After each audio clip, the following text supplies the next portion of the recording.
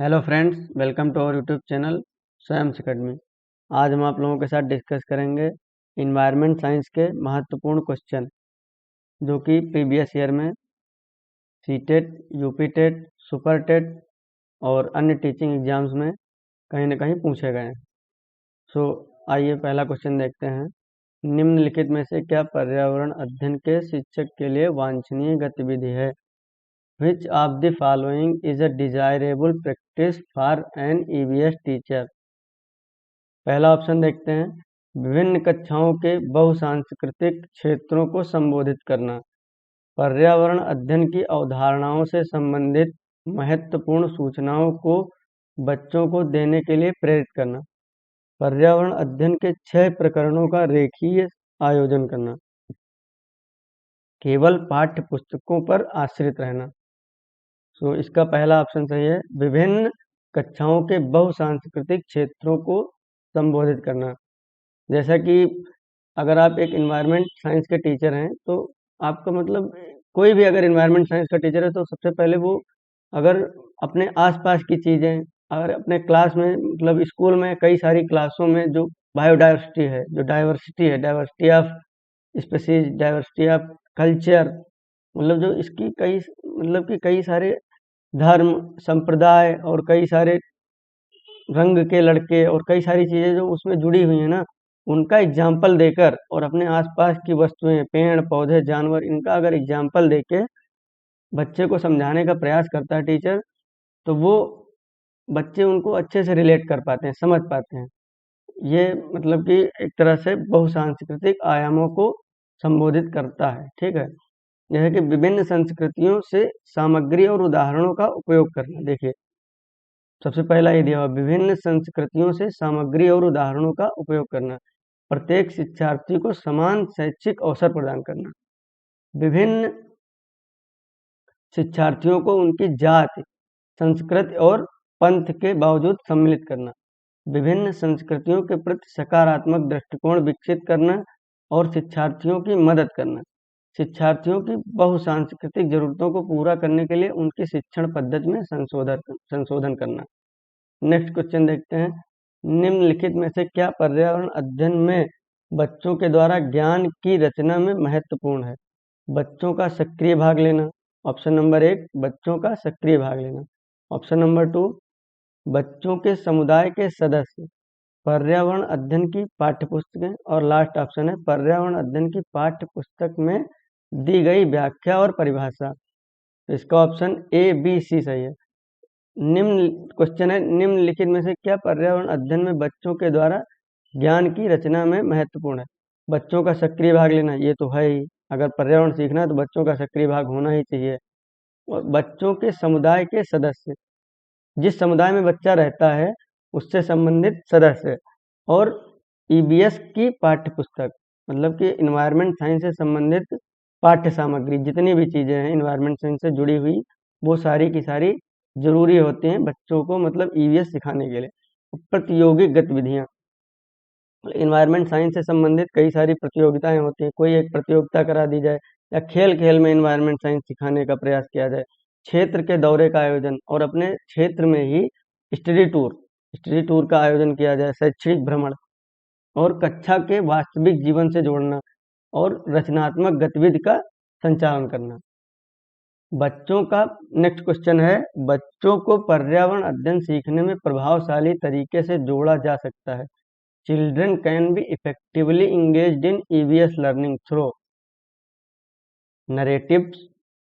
Option number 1 narratives मतलब वृत्तांत, stories, कहानियां, effective explanation of concept by the teacher, effective demonstration and explanation of concept by the teacher, शिक्षक के द्वारा अवधारणाओं की प्रभावशाली व्याख्या। क्वेश्चन क्या है, बच्चों को पर्यावरण अध्ययन सीखने में प्रभावशाली तरीके से जोड़ा जा सकता है, तो शिक्षण के द्वारा अवधारणाओं की प्रभावशाली व्याख्या, भाई इतना बड़ा तो बच्चा है ही नहीं कि ये प्रभावशाली व्याख्या पढ़ पाएगा या उनको समझ पाएगा। और शिक्षक के द्वारा अवधारणाओं का प्रभावशाली प्रदर्शन और व्याख्या, ये भी नहीं सही है। तो इसमें अगर हम पर्यावरण अध्ययन को बच्चों को वृत्तांत और कहानियों के द्वारा समझाते हैं तो ज़्यादा अच्छे से समझ पाता है। बच्चों को प्रासंगिक अधिगम का वातावरण प्रदान करना, बच्चों में कल्पनाशील और रचनात्मक क्षमता को बढ़ावा देना। मतलब कि किसी भी चीज के बारे में पहले बताना उनको, फिर बच्चों से मतलब ऐसे टाइप के क्वेश्चन पूछना जिससे उनकी की काल्पनिक शक्तियाँ, मतलब कि जिससे वो उनके सोचने की शक्तियाँ बढ़ें। इन्वायरमेंट साइंस से संबंधित उनके अंदर क्वेश्चन जागरूक मतलब कि पैदा हों, मतलब उनके अंदर इतनी जागृति आए कि वो इन्वायरमेंट साइंस से संबंधित अपने आप में क्वेश्चन बनाना स्टार्ट कर दें। और बच्चों की शब्दावली सुनने और महत्वपूर्ण सोच कौशल में वृद्धि करना, बच्चों को अपने स्वयं के अनुभव के आधार पर अर्थ का निर्माण करने की में सक्षम बनाना। नेक्स्ट क्वेश्चन देखते हैं। पर्यावरण अध्ययन के शिक्षक के द्वारा बच्चों को जानवरों का अवलोकन और उनका चित्र बनाने को प्रेरित करने का उद्देश्य।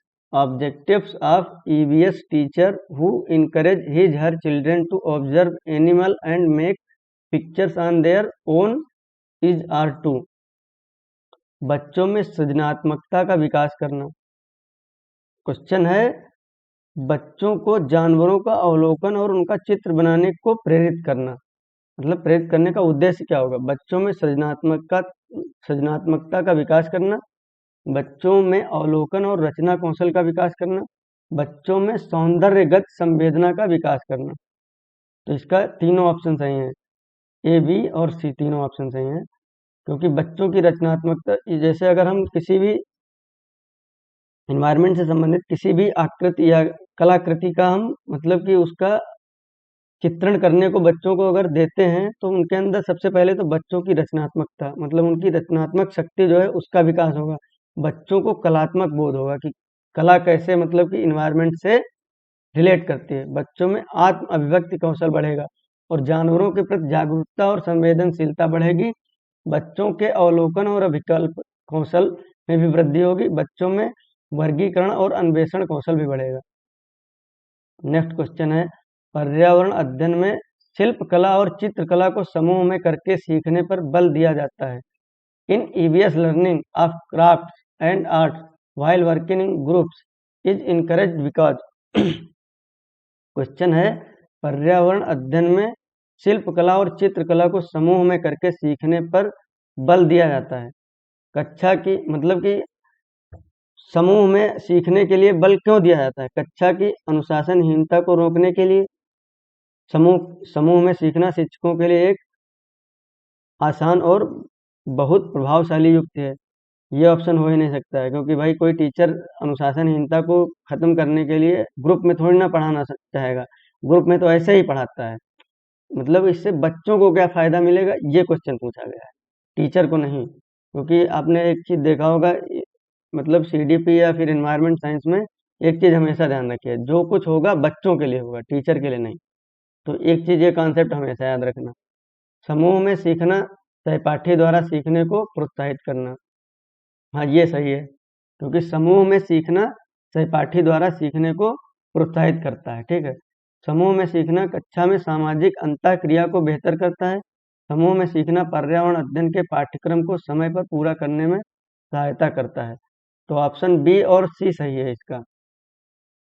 जैसे सहकर्मी सीखने को बढ़ावा देते हैं। अगर आप एक साथ ग्रुप में कोई चीज स्टडी कर रहे हैं, तो सबसे पहले तो आपको एक तरह से कंपटीशन का माहौल, प्रतियोगिता का माहौल एकदम से पैदा होगा कि भाई इसने इतना याद कर लिया तो हम भी इतना याद करें। अगर ये अच्छी चित्रकला बनाता है तो हमारे अंदर भी एक मतलब कि एक तरह से उत्साह आएगा कि भाई हमें भी अच्छी अच्छी चित्रकला बनाना है। और आपने अभी देखा होगा कि अगर क्लास में किसी बच्चे की अच्छी राइटिंग बनती है, तो छोटे होते हैं बच्चे ना, तो उनका भी मन करता है कि मेरी भी अच्छी राइटिंग बननी चाहिए। तो सबसे पहली बात कि पीयर लर्निंग जो होती है, मतलब कि सहभागिता के साथ, मतलब एक साथ मिलकर अगर लोग पढ़ते हैं तो ज़्यादा चीज़ें सीखते हैं। सामाजिक संपर्क को बेहतर बनाता है। ठीक है, सबसे बड़ी बात यही है कि आपस में मेल जोल भी बढ़ता है। सभी बच्चों की भागीदारी सुनिश्चित करता है। बुद्धिशीलता और महत्वपूर्ण सोच कौशल को बढ़ाता है। सुचार और जीवन भर में जीवन कौशल करता है, कौशल को विकसित करता है। दूसरे के दृष्टिकोण को समझने की क्षमता बढ़ाता है। अधिकतम बच्चों के सहकार्य को और सहयोग में अनुमति देता है। नेक्स्ट क्वेश्चन है, निम्नलिखित में से क्या पर्यावरण अध्ययन को सीखने का प्रभावशाली संसाधन है? Which of the following is are the most effective resource for EVS learning? परिवार के सदस्य। भाई पर्यावरण अध्ययन के लिए सबसे पहला तो परिवार के सदस्य ही होते हैं, वही हमें सिखाते हैं कि पर्यावरण है क्या, जानवर क्या हैं, गाय क्या है, भैंस क्या है, पेड़ क्या है, ये सारी चीज़ें तो हमें घर से ही सबसे पहले सीखने को मिलती है। तो परिवार के सदस्य ये एकदम सही ही होगा। दूसरा समुदाय के सदस्य, ये भी सही है। और तीसरा समाचार पत्र से तो हम परिवार पर्यावरण के बारे में सीखते ही हैं। तो इसमें से ए बी सी यही ऑप्शन सही है। Next question EVS next question निम्नलिखित सीखने के कौन से सिद्धांत का पर्यावरण अध्ययन में अनुसरण होता है? Which of the following principle of learning in followed is followed in EVS? निम्नलिखित में से कौन से सिद्धांत का पर्यावरण अध्ययन में अनुसरण होता है? वैश्विक से स्थानीय, अमूर्त से मूर्त, अज्ञात से ज्ञात और ज्ञात से अज्ञात। तो पर्यावरण अध्ययन का एक एक्सेप्शन है, इसमें सारे नियम तो हैं सीखने के, जैसे कि अमूर्त से मूर्त की ओर जाते हैं, अज्ञात से ज्ञात की ओर जाते हैं, लेकिन पर्यावरण अध्ययन की बात अगर करते हैं तो उसमें हम ज्ञात से अज्ञात की ओर जाते हैं। यही ऑप्शन सही है, ज्ञात से अज्ञात की ओर जाते हैं। महत्वपूर्ण बिंदु इसमें है, ईवीएस में अन्य सिद्धांतों का पालन किया जाता है। ठीक है, सरल से जटिल की ओर ये भी सिद्धांत पालन किया जाता है, मुश्किल से आसान की ओर ये भी रहता है। फिर और पूरा हिस्सा वैश्विक पर्यावरण के लिए स्थानीय और रचनावादी गतिविधि उन्मुख दृष्टिकोण करना सीखना, ये सारे के सारे सिद्धांतों का पालन किया जाता है। नोट में देखिए, सबसे पहले मैंने बताया था ठोस से सार, अज्ञात से ज्ञात शिक्षण की अधिकतमता है, लेकिन इसका पालन ईवीएस शिक्षण में नहीं किया जाता है। ठीक है, आपने देखा अज्ञात से ज्ञात की ओर जाते हैं सीखने के लिए, लेकिन ईवीएस में ज्ञात से अज्ञात की ओर जाते हैं। निम्नलिखित में से कौन सा पर्यावरण अध्ययन में, नेक्स्ट क्वेश्चन है, which of the following is not a tool for formative assessment of learning? निम्नलिखित में से कौन सा पर्यावरण अध्ययन में सीखने का रचनात्मक आकलन का साधन नहीं है? पोर्टफोलियो, क्रम निर्धारण मापनी, वर्णन अभिलेख, वार्षिक उपलब्धि शिक्षण। तो इसमें से पोर्टफोलियो है ही, और क्या कहते हैं, क्रम निर्धारण मापनी भी है, वर्णन अभिलेख भी है। क्वेश्चन है, निम्नलिखित में से कौन सा पर्यावरण अध्ययन में सीखने का रचनात्मक आकलन का साधन नहीं है? तो इसमें से वार्षिक उपलब्धि नहीं है। जैसे कि आपने देखा होगा औपचारिक मूल्यांकन एक प्रकार का मूल्यांकन है। क्वेश्चन है, निम्नलिखित में से कौन सा पर्यावरण अध्ययन में सीखने का रचनात्मक आकलन का साधन नहीं है? तो औपचारिक मूल्यांकन एक प्रकार का मूल्यांकन है जो सीखने और शिक्षण प्रक्रिया के दौरान बच्चे की प्रगति की निगरानी के लिए संदर्भित करता है। छात्र की प्रगति का आकलन करने के लिए शिक्षक द्वारा विभिन्न उपकरणों का प्रयोग किया जाता है। ईवीएस में सीखने के प्रारंभिक मूल्यांकन के लिए पोर्टफोलियो रेटिंग स्केल और उपाख्यात्मक रिकॉर्ड आदि उपकरण हैं। महत्वपूर्ण बिंदु, जो पोर्टफोलियो जो होता है, इसमें समय के साथ शैक्षिक उपलब्धि और सीखने की प्रगति का मूल्यांकन करने के लिए परियोजना रिपोर्ट, असाइनमेंट आदि जैसे शिक्षार्थी को काम नमूने शामिल हैं। पोर्टफोलियो का मतलब यही होता है कि अगर मतलब बच्चे का मूल्यांकन करने के लिए कुछ नमूने, कुछ रिपोर्ट, ये सारी चीज़ें दी जाती हैं और वो इस पर काम करता है। रेटिंग स्केल, यह एक प्रदर्शन मूल्यांकन पद्धति को संदर्भित करता है जो एक द्विध्रुवीय पैमाने पर छात्रों को दर्ज देता है, जिसमें प्रायः खराब से लेकर उत्कृष्ट तक कई बिंदु होते हैं। उपाख्यात्मक अभिलेख, यह एक अवलोकन है जिसे अवधि के दौरान छात्र के चरित्र विकास के बारे में जानकारी प्रदान करने के लिए कहानी के रूप में लिखा जाता है। वार्षिक उपलब्धि परीक्षण ईवीएस में सीखने के औपचारिक मूल्यांकन के लिए एक उपकरण है, क्योंकि यह एक ग्रेड स्तर में प्राप्त कौशल और ज्ञान को मापने के लिए अभिकल्पित किया जाता है, ताकि निर्देश का स्तर निर्धारित किया जा सके, जिससे कि छात्र तैयार किया जा सके। मतलब कि यही है कि इसके इतने, मतलब कि अगर बच्चे को ईवीएस में अगर मूल्यांकन करना है तो पोर्टफोलियो एक मेथड है, रेटिंग स्केल है, उपाख्यात्मक अभिलेख है, और इसमें से वार्षिक उपलब्धि जो है ये एक ऑप्शन नहीं है। फिर नेक्स्ट क्वेश्चन देखते हैं, निम्नलिखित में से किसको पर्यावरण अध्ययन में बच्चों के आकलन में दूर करना चाहिए? बच्चों के उत्तरों को सही या गलत में आंकना। क्वेश्चन है, which of the following should be avoided when assessing children in EVS? EVS में बच्चों का मूल्यांकन करते समय किन चीजों को अवॉइड करना चाहिए, किन चीजों को दूर रखना चाहिए, मतलब उन चीजों को नहीं जोड़ना चाहिए। तो बच्चों के उत्तरों को सही या गलत में आंकना, ये एक ऑप्शन है। नेक्स्ट ऑप्शन है, कक्षा 5 के ईवीएस पाठ्यक्रम में प्रत्येक पाठ के अंत में दिए गए आज हमने क्या सीखा पर चर्चा। आकलन। नेक्स्ट ऑप्शन है, आकलन के संकेतकों का उपयोग, बच्चों के सीखने के गुणात्मक आकलन। तो इसमें से ऑप्शन सही होगा, बच्चों के उत्तरों को सही या गलत में आंकना। जैसे कि महत्वपूर्ण बिंदु में आप देखिए, जैसे कि यही सही या गलत के संदर्भ में बच्चों को जवाब को देखते हुए उन्हें ईवीएस में मूल्यांकन करते समय बचा जाना चाहिए, क्योंकि यह हो सकता है परिणाम चिंता में। मतलब कि अगर बच्चे को सही या गलत में अगर आकलन करेंगे तो बच्चा हतोत्साहित हो सकता है। अगर हम एकदम से उसकी कॉपी चेक करें और उससे कह दें कि आप बहुत अच्छा काम नहीं किए, अगर इस तरह से डायरेक्ट कहेंगे तो फिर बच्चा हतोत्साहित होगा। कम आत्मसम्मान के लिए नेतृत्व, मतलब कि उसका मतलब आत्मसम्मान जो है ना वो थोड़ा कम हो जाएगा। विफलताओं की भावना विकसित करना, अगर एकदम से उससे कह देंगे कि भाई आपने जो ये लिखा है ये बहुत अच्छा नहीं है, उसकी जगह पर अगर हम ये कहें कि आपने कोशिश अच्छी की है और अभी इसमें इम्प्रूवमेंट की ज़रूरत है, और अभी तो मतलब कि वो बच्चा है ही है, तो ऐसे ही उनको डील करना है। मतलब डायरेक्ट नहीं कहना कि आप फेल हो गए, उससे विफलताओं की भावना विकसित होगी और उनके आत्मविश्वास में कमी आएगी। नोट, मूल्यांकन के लिए संकेतिक प्रगति के संकेतक को संदर्भित करता है जो छात्रों की मौलिक क्षमताओं और कौशल को पहचानता है, जो वांछित परिणाम की ओर ले जाएगा। नेक्स्ट क्वेश्चन है, एक कक्षा 5 की शिक्षक एक कक्षा 5 का शिक्षक जो है एक क्रियाकलाप का संचालन करती है जिसमें वह कक्षा के बच्चों से फर्श पर चीनी के कुछ दाने डालने को कहती है और उनको चींटियों के आने का इंतजार करने को कहती है। A teacher of class 5 conduct an activity in which she asks her children to drop some sugar on the ground and ask them to wait until the ants come there.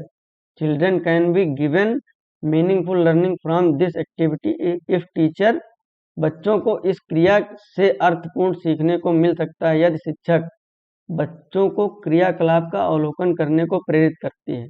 Option number 1 है। Option number 2 क्या कह रहा है, बच्चों को अपने अनुभव साझा करने को प्रेरित करना। ऑप्शन नंबर 3, बच्चों को क्रियाकलाप का अवलोकन, अनुभव साझा और उस पर चर्चा करने को प्रेरित करना।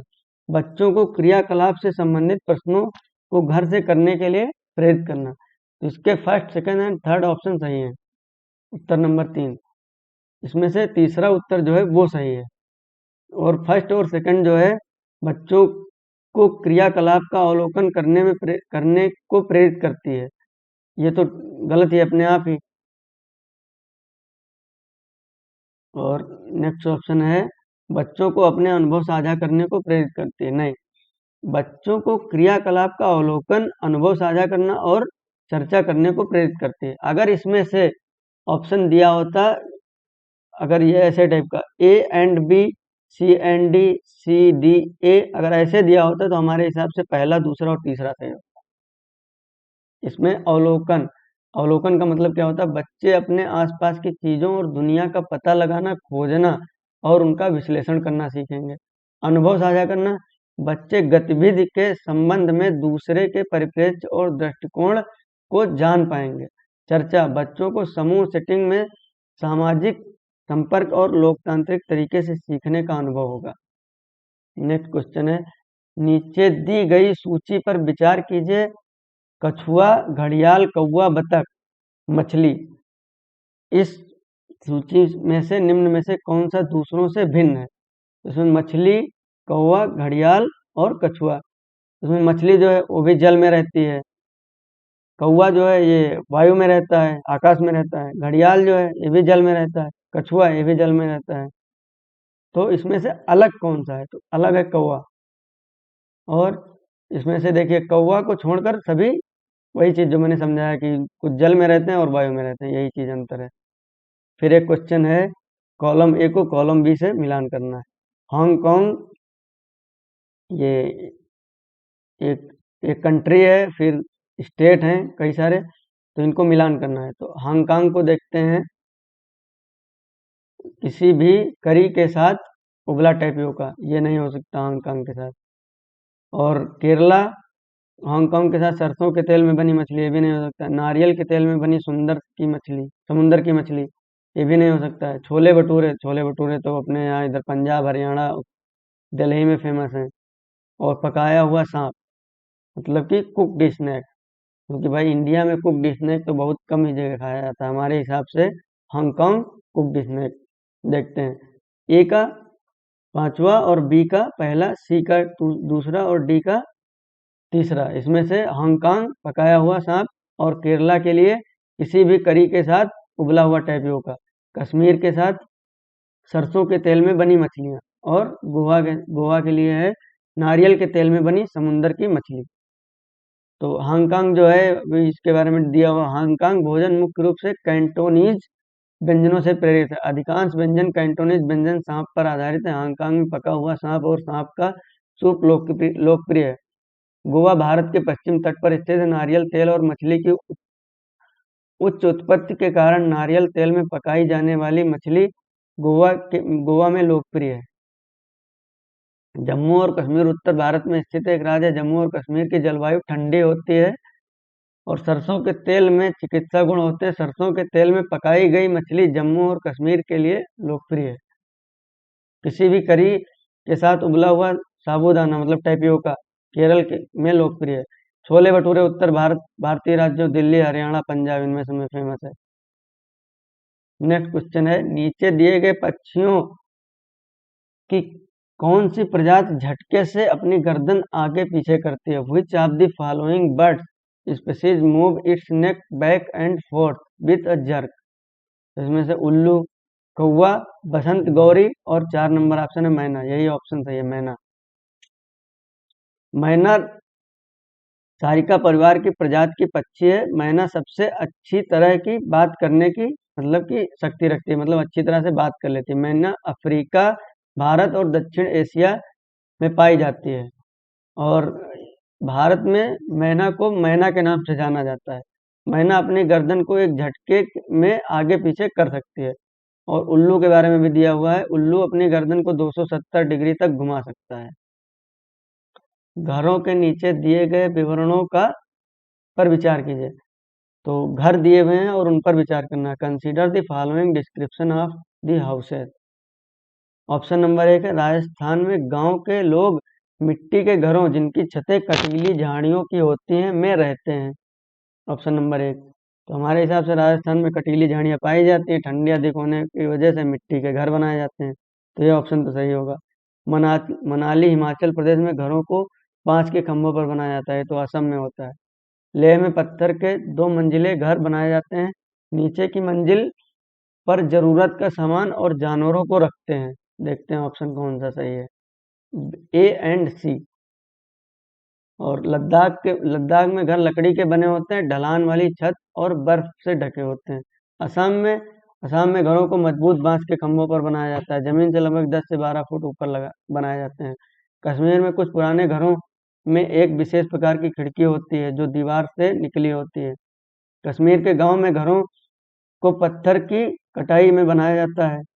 और श्रीनगर में डल झील और झेलम नदी में डोंग हाउस बोट देखी जा सकती हैं। हिमा और ये जो हिमाचल प्रदेश में था, में घर पत्थर और लकड़ी के बने होते हैं, ना कि बांस, लेकिन बांस के खंभों पर नहीं। ठीक है, बांस के खंभे वहां पर यूज नहीं होते हैं, वो असम में यूज होते हैं। फिर नेक्स्ट क्वेश्चन है, consider the following statement about elephant. हाथियों के विषय में नीचे दिए गए कथनों पर विचार कीजिए। हाथी बहुत कम आराम करते हैं या एक दिन में केवल 2 से 4 घंटे ही सोते हैं। ये सही है ऑप्शन। हाथी बड़ा एक बड़ा हाथी एक दिन में 200 केजी से अधिक पत्तियां और झाड़ियां खा सकता है। इन्हें पानी और कीचड़ से खेलना बहुत अच्छा लगता है और इनके शरीर को ठंडक मिलती है इससे। ये भी ऑप्शन सही है। किसी हाथिनी किसी हाथियों के झुंड में सबसे बुजुर्ग हाथिनी ही सभी फैसले लेती है। ये भी ऑप्शन सही है। सी, डी एंड ए, इसका ऑप्शन सही है। हाथी पृथ्वी पर मौजूद सबसे बड़ा स्तनपायी पशु है।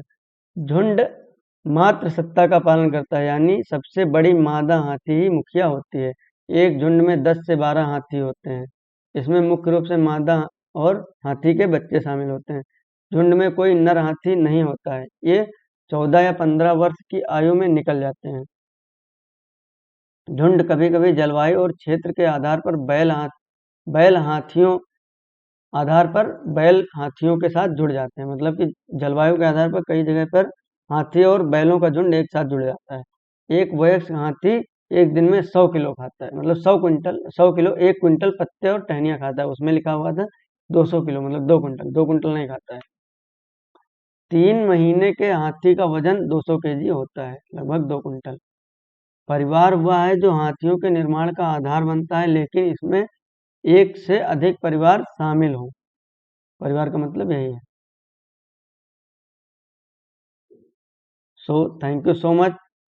आज के लिए इतना ही।